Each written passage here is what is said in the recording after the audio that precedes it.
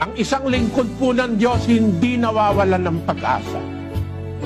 Kung halimbawa wala ng taong tutulong sa iyo, meron pang isang natitira.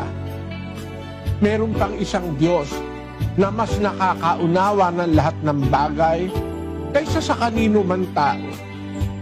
Wala pong problema na mas malaki kaysa sa Diyos.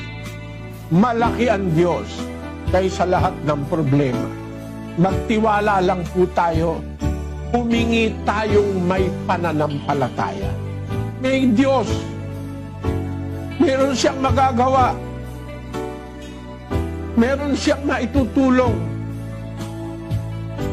Sa pamamagitan ng wika ng panalangin at daing na may pagpapasalamat, ipakilala ninyo ang inyong mga kahilingan sa Diyos.